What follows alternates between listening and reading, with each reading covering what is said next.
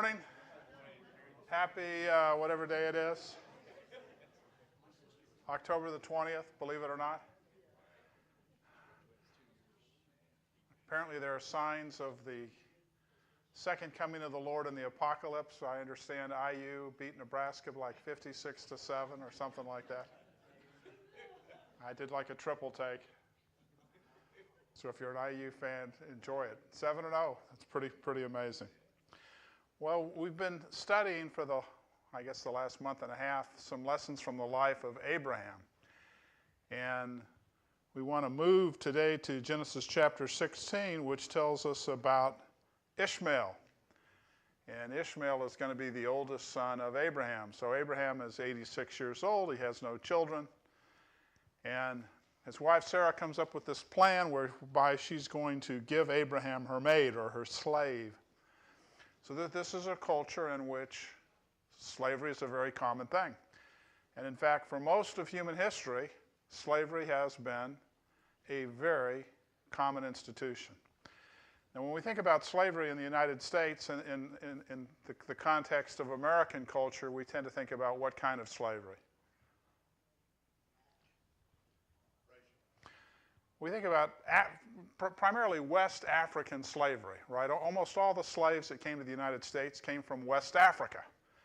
They didn't come from East Africa or South Africa. Africa is a massive continent, so there's a relatively small part of the world from which African slaves came. But there were other forms of slavery that went on in the United States besides the enslavement of West Africans, right? So what's an indentured slave? They work for a period of time for their owner or master, and after a period of time, then they're given their freedom. All right, so you had some people who were sold sometimes by parents, sometimes by themselves, into a form of slavery, not as extreme as what we would think about as far as West African slavery went. There were also, I mean, if you think about it, how was the United States first populated? Where does most of our original population come from? From England, yeah. I'm thinking of the European. Your answer is technically the better answer there, Indian or Native American. Or indigenous peoples. And every time they come up with a label, there's something about the label that doesn't work. So we're constantly changing labels, which, you can be perfectly politically correct at one point in time, and then at another point in time, you're not politically correct. I don't have any favorability to one label over another. It's not, for me, they're not hills worth dying on. Whatever makes you happy, that's what I'll call you.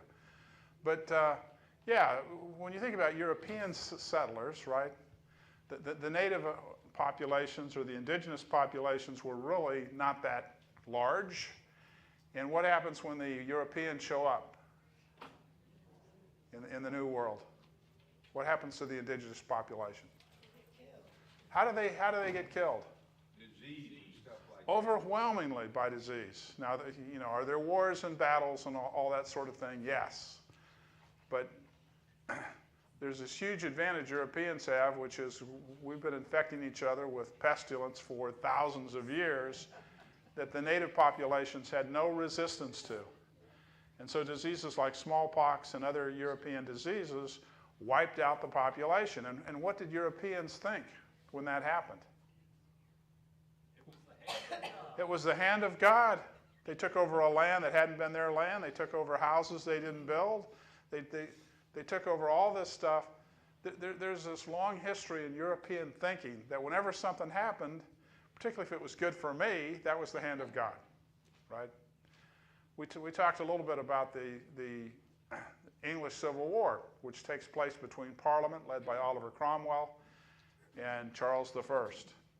And of course, that war is won by Cromwell. And he wins battle after battle after battle, and he's a Puritan. He's a person who's deeply devoted to his belief in God. Now the king, of course, thinks he's the king by whose right? By God's right. He thinks God has placed him there. Therefore, he believes he can do no wrong. And furthermore, that concept was exactly what English law said. You could not hold the king accountable. Solomon in the book of Ecclesiastes, the 8th chapter of Ecclesiastes in the 4th verse, says, the king's word has power, and who can say to him, what are you doing? For thousands and thousands of years, the answer was, nobody. Who's got it better than the king? Nobody, because nobody could hold the king accountable. And then along comes Oliver Cromwell, and Cromwell has a very different view of things. They call that the divine right of the king. The divine right, right. God has placed the king there by divine right. Therefore, the king could do no wrong. And this is why the kings could act in ways that were frankly horrible, evil, fundamentally. And nobody could take the king out until Oliver Cromwell comes along and he wins battle after battle after battle. So what do you think Cromwell believes about God? God is on my side, right? So when Cromwell is debating, what to do with Charles I, and they ultimately end up beheading him, part of what drives Cromwell's thinking is clearly God is on his side, or how else could he have defeated the king? And he defeated the king in every single battle, virtually, that he fought. In fact, Cromwell, whether you love him or whether you hate him, is one of the great military leaders of all time. He wins all of his battles, pretty much, and not just against the King of England. He also wins battles against the Scots. The Scots are never subdued until Oliver Cromwell. And then he goes and defeats the Irish as well. So this idea that we're being led by divine right or by God's power, this is a very sort of a common theme. But most Europeans came from where that settled North America? Two places. Germany? Well, there are Germans that end up here eventually, but the initial settlers come from where? Think Plymouth Rock. Thanksgiving is coming up. Hint, hint, hint. They come from England and they come from France, right? Hence we have Quebec, or what is sometimes called French Canada. And how do you think they got, what did you have to do to leave England and come to America? What was the process for doing that in the 1600s? A really, really long boat ride. And what were those boats like? They're very, very small little boats. And some of the boats didn't make it. Now, how many people do you think are volunteering to hop in those little boats and come to America? Not very many. We know what about Australia? It's originally populated by who? Criminals. And guess what? That's who populated America as well. Petty criminals, by and large. Poor criminals, by and large. People that got caught stealing, minor stuff. And many of them were sold into indentured servitude or slavery for some period of time. But that slavery would typically eventually end at some point in time. So slavery is this massive institution that lasted for thousands and thousands of years, and nobody thought a thing about it. In America, Henry Louis Gates, if you ever watch his Finding Your Roots show, he's the great Harvard professor, and he has a way of turning history on its head and making people think, because we have certain narratives that are sort of in our mind, and we think, well, this happened and this happened and this happened. It's never the way history really happens. And one of the people that Dr. Gates featured was this African-American guy, and he starts sharing with this fella how that he was a descendant of free people of color in the state of Louisiana. Before the Civil War, 10% of the African-American population of Louisiana was originally from Africa. 10%, and they were free, right? And so this guy is feeling really proud about the fact that he's from free people of color, and then Dr. Gates says, and by the way, the people from whom you descended, these free people of color, owned slaves. Well, we don't think about African Americans owning African American slaves. That doesn't fit the narrative. But what it tells you is what an ingrained institution this was, ingrained for thousands and thousands of years. What happens to slavery in Great Britain?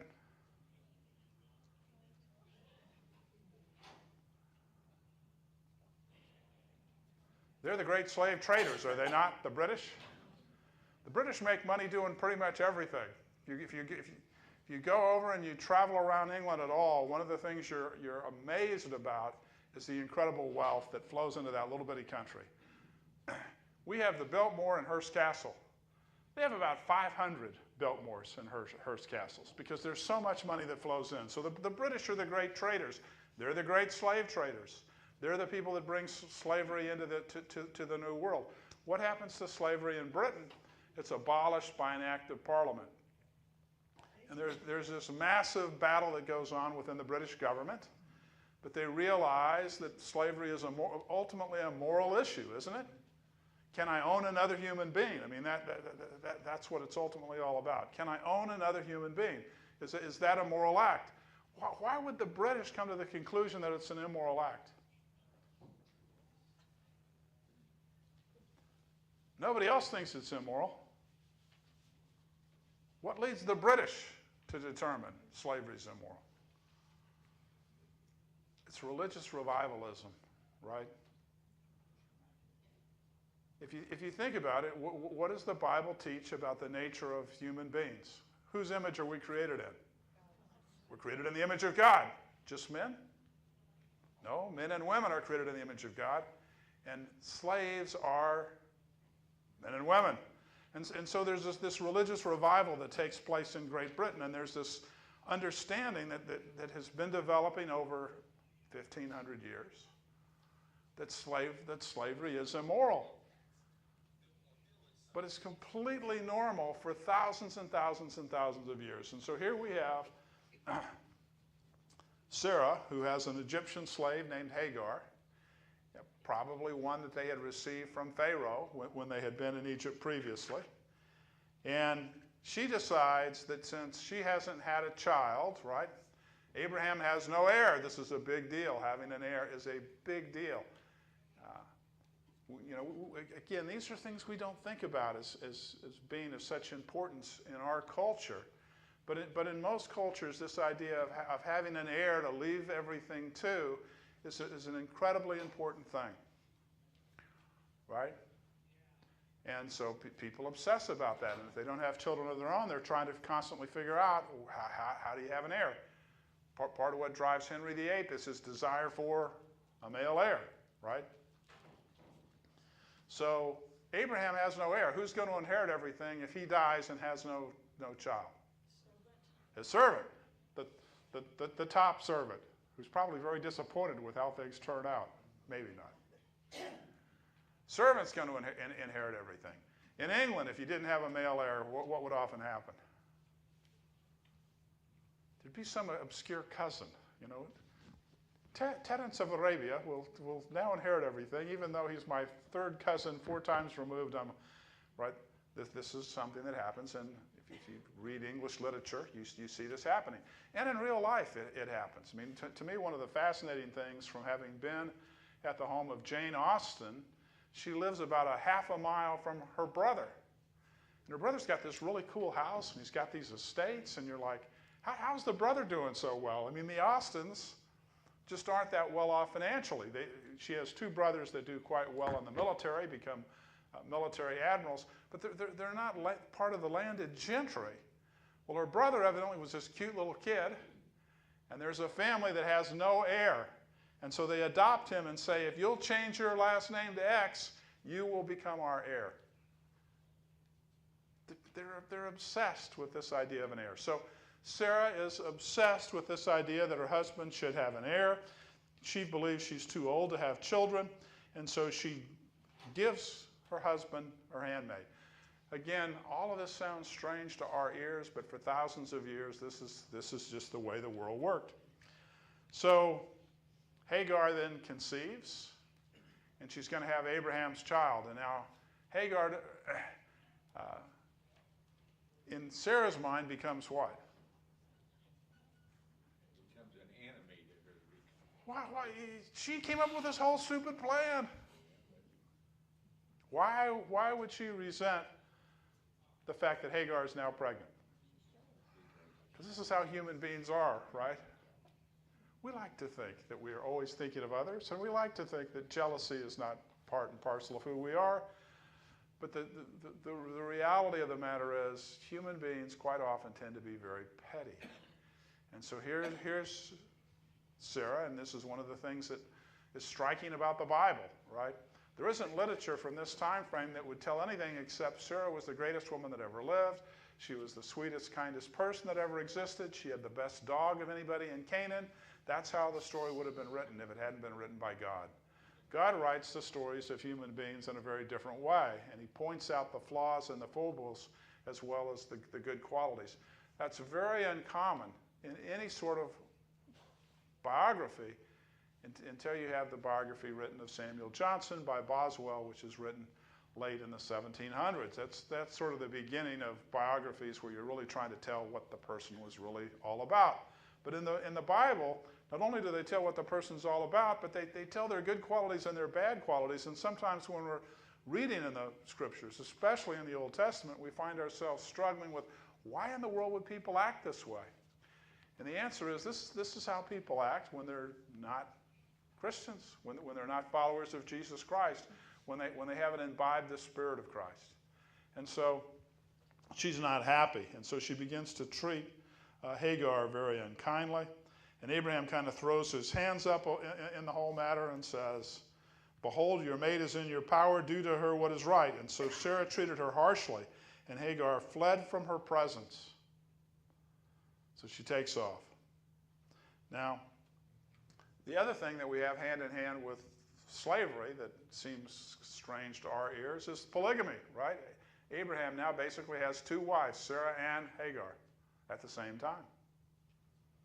And polygamy also was very, very common for a fairly long period of time, and we'll find in the patriarchs not just Abraham, but also Jacob ends up with 4 wives. So when we think about something like polygamy, why does God tolerate that?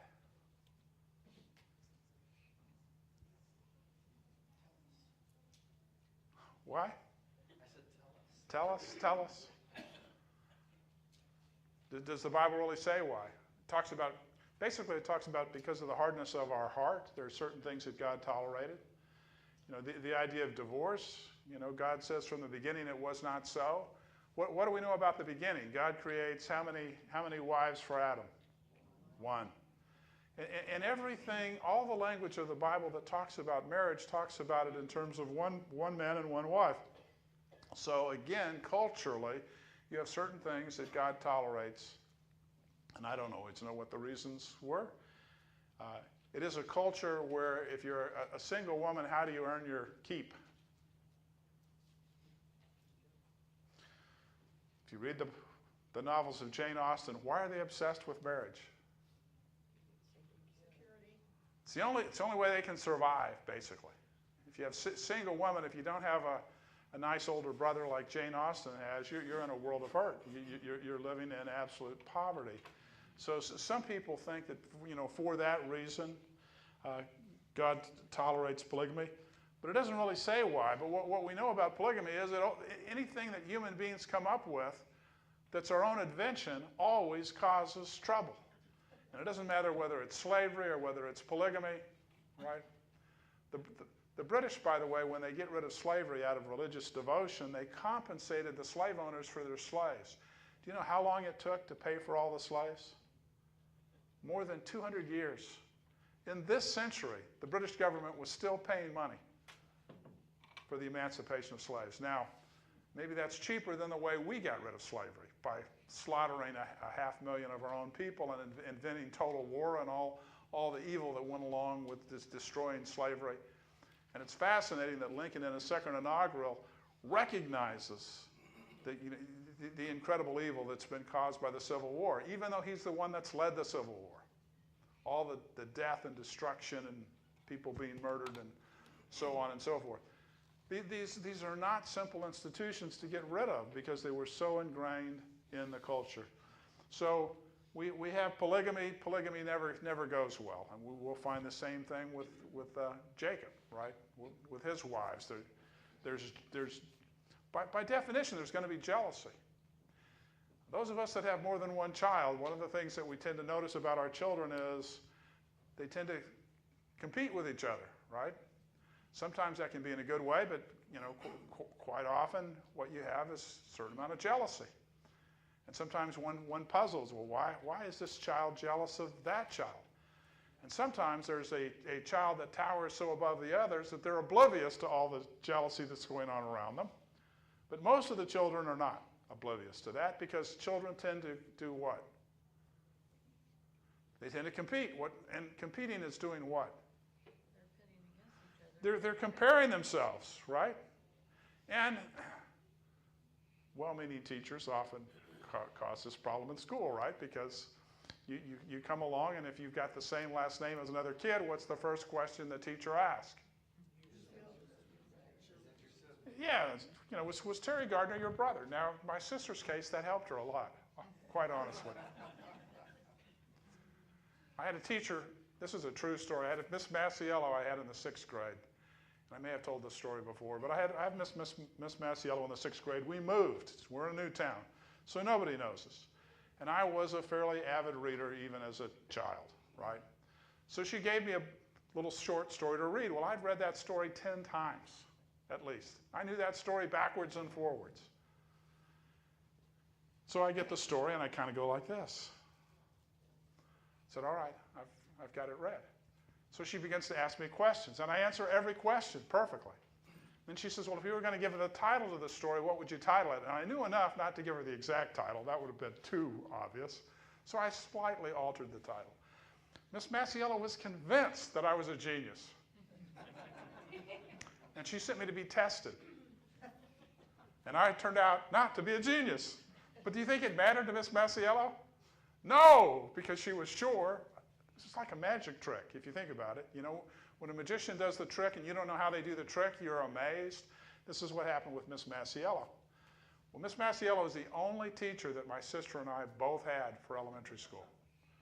And when my sister appeared with my last name and the same father, Miss Masiello was convinced that my sister was also a genius. Well, we compete with each other, don't we? And sometimes we piggyback on each other in positive ways, but more often than not, that competition and that jealousy is not a good thing. And it goes back to the very beginning, because what happens with Cain and Abel? Cain kills his brother, and he kills him primarily out of what? Out of jealousy, right? All of these things are things that you see in human nature that Christ comes along to fix. I don't have to be jealous, because guess what? We're all going to the same place. In our Father's house are many mansions, right? There's room for everybody. We're all going to receive the same award. We just had the Olympic Games, and there was a fantastic 1,500-meter race run by a young man from Indianapolis. But what happened at the end of the race when they award the medals? Does everybody get the gold? Gold for everybody. No. One person wins the gold medal. Most everybody else will likely be forgotten. Right? We tend not to remember who finished second and forget about third. And fourth, you didn't even get any hardware, man. You might as well have not gone to the Olympics.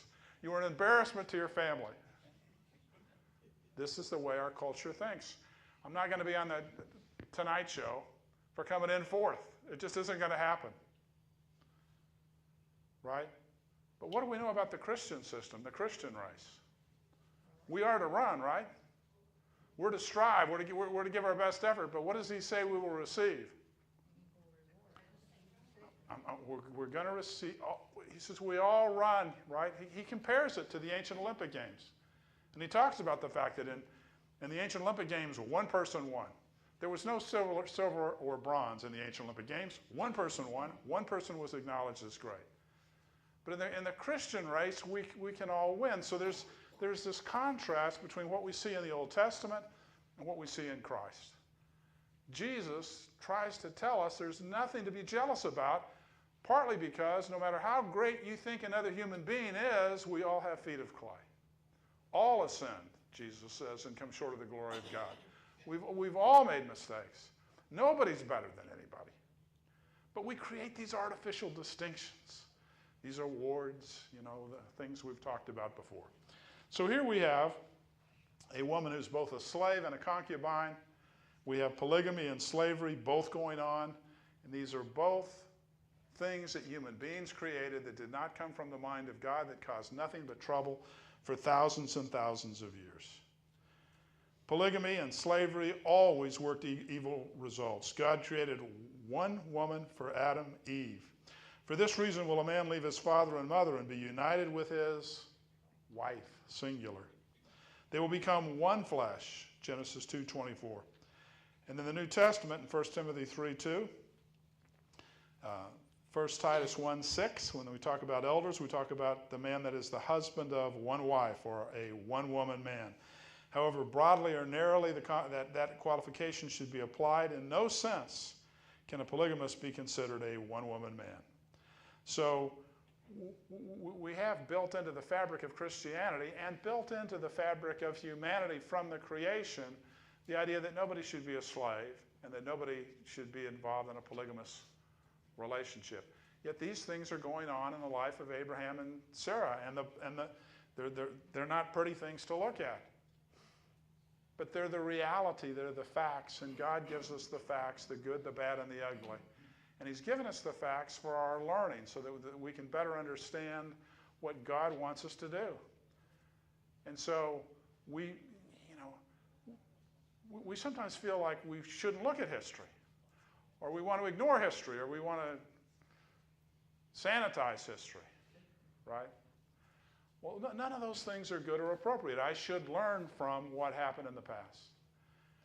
And I want to be careful that I'm not too judgmental of people who are living in the past, because if I'd been living in the past with them, I probably would have been right there with them in whatever they were doing.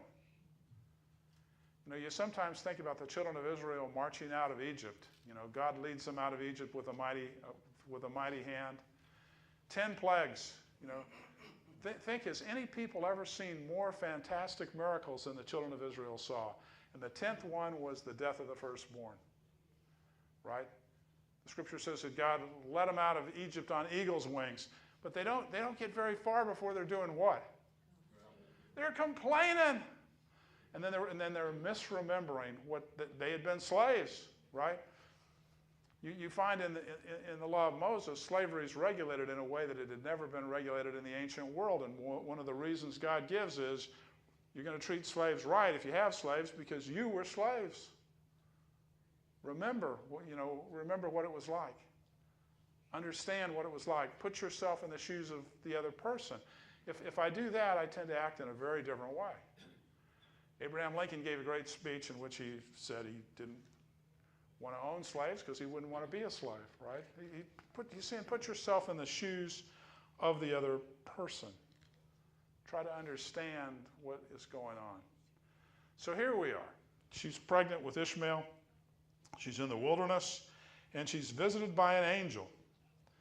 And all of this is quite a remarkable thing.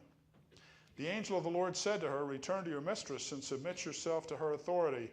Moreover, the angel of the Lord said to her, "I will greatly multiply your descendants so that they too will be too many to count." Second time we've heard this language, right? The first time it applies to who? Isaac. So God's going to bless Abraham through Isaac, and his descendants are going to be too many to count. And now he's saying the same thing about Ishmael. And Ishmael will be Isaac's older brother. And what race is Ishmael going to be the father of? The Arab race.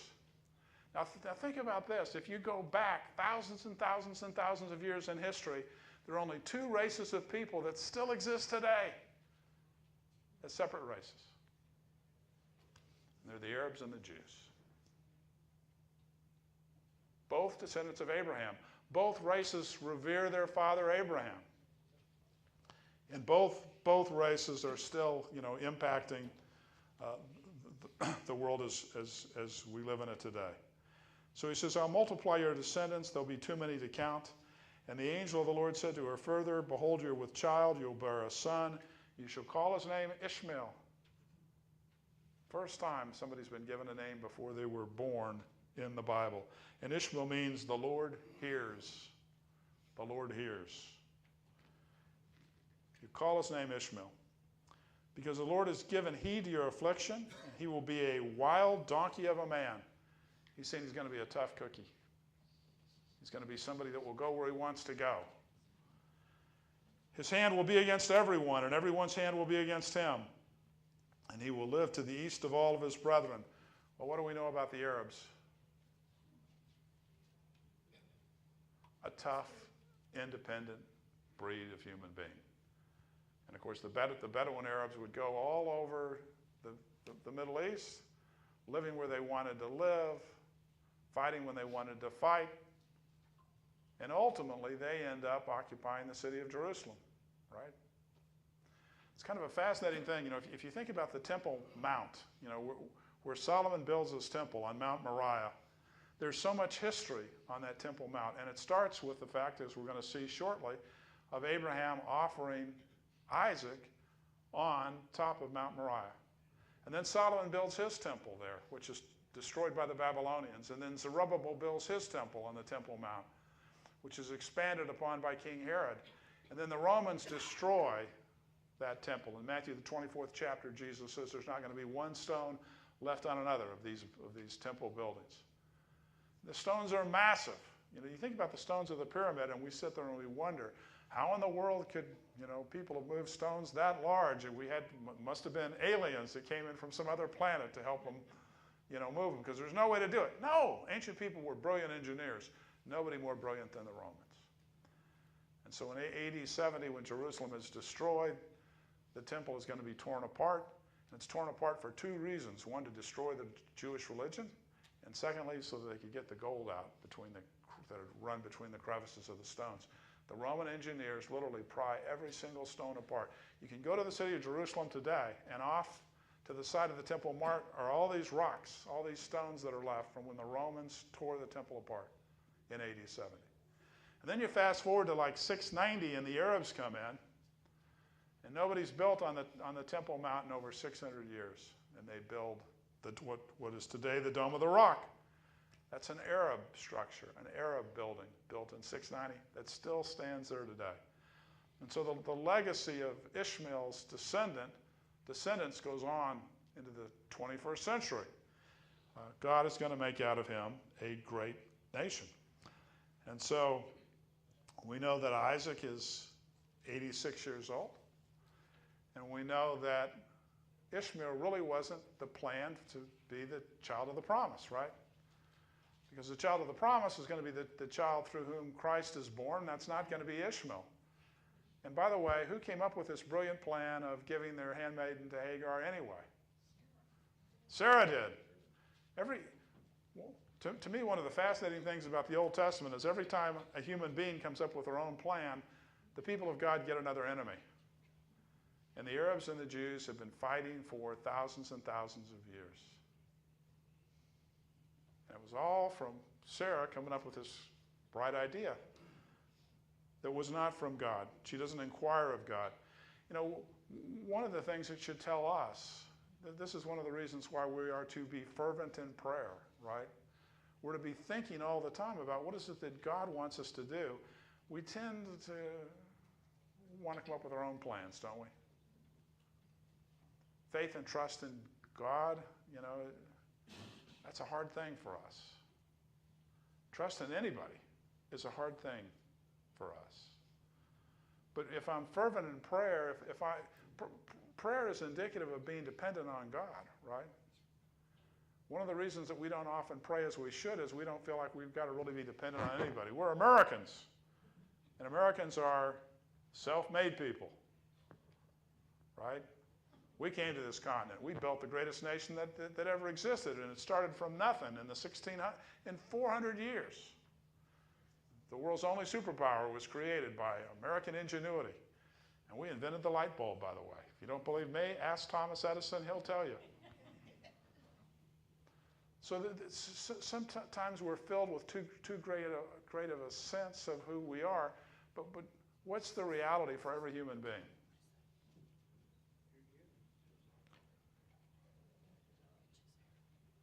We're what?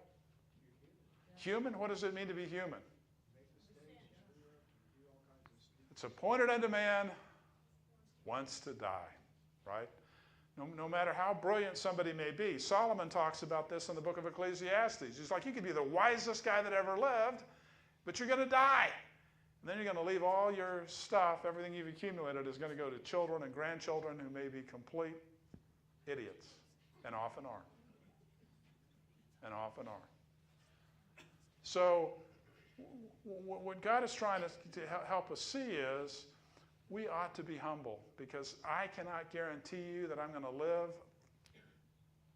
today at 5 o'clock, right? We could be gone just that fast.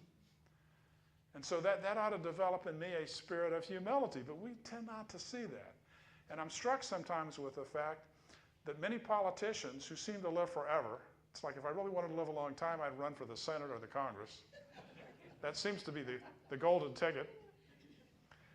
They don't become less arrogant as they get older. They tend to become more arrogant, right? It's not the way that it ought to work. If I'm really thinking about things the way that God wants me to think about them, what I should see as reality is, as I get older and I can tell I'm beginning to fail, I should be more humble, more prayerful, more devoted to God. So Hagar bears Abram a son, and Abram called the name of his son, whom Hagar bore, Ishmael. Abraham was 86 years old when Hagar had Ishmael. We fast forward 13 years, and now we're going to come to the birth of Isaac. And it turns out that God is able to take care of exactly what he promised Sarah, that she was going to bear a child. And it's interesting to me in a way that he waits 13 more years after Ishmael's born, right? Sometimes God does things in such a way to make abundantly clear that there's no accident involved, there's no trick involved, it's the power of God. And I think sometimes about Elijah on Mount Carmel, right? When he's taking on the 450 prophets of Baal. And he says, we're going to have a little contest, boys. You guys build your altar, and I'll build my altar. And you guys call for God to send down fire from heaven, and the God that sends fire from heaven, he'll be God. And of course, the prophets of Baal are cutting themselves and leaping and doing all this stuff. Nothing they can do can set that altar on fire. What does Elijah do when he prepares his altar? He digs a little trench around it, and then he begins to pour water over it, and pour water over it, and pour water over it, until the water does what? Fill the trench. There's going to be no trickery here. And when that fire came from heaven, the people began to chant, Jehovah, he is God. They saw the real deal. And Sarah's going to see the real deal in God as well. So 13 years are going to go by. You didn't think you could have a child 13 years ago, right? It's like you didn't think you could have one at 60. Let's try 73 and see whether you're more impressed with what God is going to do. All right, this is probably as good a place as any to stop. Ishmael, oldest son and the father of the Arab race, and a direct descendant of Abraham. And the Arabs today honor Abraham. And sometimes we lose sight of that. The Arabs honor Abraham as their father, just like the Jews. And so Ishmael becomes a very, very important person in world history. The father of the Arab race, and his descendants are indeed like the sand of the sea, just like the descendants of Isaac are going to be. So next time we're going to look at what happens with the birth of Isaac when Abraham is going to go offer his son on Mount Moriah, where the temple of the Jews is going to be placed. And we then start to really see, I think, sort of a shift in Abraham, because Abraham's made a lot of mistakes too, hasn't he? Abraham has come across as very human. And you don't think about Abraham up to this point in time as being the guy that's the father of the faithful. We don't think about him as being that man of total devotion to God. But now we're going to see when he's called upon to give up the one thing most precious to him by God, he doesn't hesitate. And not only does he not hesitate, he ascribes to God the best possible motives for what he's about to do, right? The best possible motives. And that's going to tell us something. We should, in our relationship with God, whatever happens, whatever difficulties we're faced with, we should always be ascribing the best possible motives to God, because that's who God is. All right, well, we'll start in chapter 17 of Genesis next Sunday.